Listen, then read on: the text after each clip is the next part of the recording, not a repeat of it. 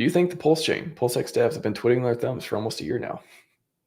Or some glorious stuff ahead for the chain when ready?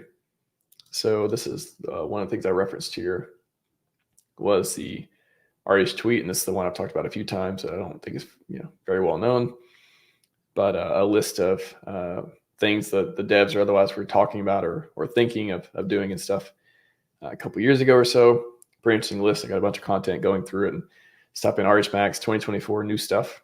I got 2 streams talking about different speculation and commentary on this list and going through it. But pretty cool list. So that's some of the stuff can give you a clue of, hey, what's, he talks about aggregator and stablecoins and Uniswap v3 and all this stuff too. So pretty cool list. And then of course there's a couple tweets that were very informative from Hocus Pocus Phi that count there. Some of it on testnet was testing privacy pools 2 months ago. Same address which deployed PulseX. So Zero Knowledge Privacy Tech also did a stream on this as well. You can type that in on the privacy pools, RHMax privacy pools, to check that out. But that seems like, who knows, maybe that's some devs testing some stuff around privacy pools as well. And then, very interesting one here too. Same person deployed PulseX on PulseChain testnet v4 again. Just we're alluding to devs and stuff. Also forked the PancakeSwap stable swap contracts. And also did a stream on that talking about, could stable swaps be integrated into PulseX? Could this be another product? Could this feature be, coming to PulseChain as part of the blue chips type stuff? A lot of people will use, PHUX, which is the balancer fork for better order execution for stablecoins and stuff. Could this be one of the things that makes PulseX better in the future?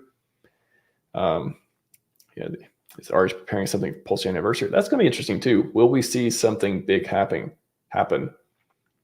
around the 1-year anniversary, which is coming up in a couple weeks, or right after? Is that game time? When is game time, Dev? When is game time? I think it's what a lot of people are wondering too. And I guess you could say January was some sort of game time because price went up. Did a few X's from there as well, but that's another thing. So don't think so. I don't, and I'll pull up this tweet as well that kind of talks about it. So I did a poll the other day. What do you think for the past 11 months PulseChain devs have been working on aside from the numerous regular updates? So I think like every month or so, either Richard tweets or we see some kind of update either with PulseX, with the bridge. We had the IPFS stuff that happened. New releases here and there. I do some analysis and stuff on some of the different versions and things too. If you go to Go Real DeFi and click verify hash, not only can you verify the hashes of the gateways and stuff here, but you can see versions 1.0.3 for hex. So if you would think that if we started at version 1, for example, you can see there's been 2 or 3 updates from that. The bridge version 1.0.7, usually increment the last number when you're doing updates and to keep track of it. Launchpad 103, Scan 106, PulseX 106. We've had different upgrades, like auto router updates. They did some different, maybe had better integration with coins or something too on the last one. Like that's one of the recent ones that happened early this month or so. And then ETHEX 103. So you can see the ones that have been worked on the most updates has been the bridge, the Block Explorer, Scan, and PulseX, which makes sense. Those are you can say those are the priorities as well. Matt, game time won't be until ETH goes up substantially. That's actually a good point. So I think there's different levels of game time though too.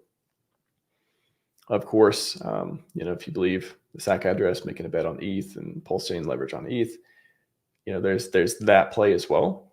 But we've also seen buys and stuff happen from SAC address and stuff that have been from, there's plenty of wallets and money and wells and funds and stuff going around for different things like that.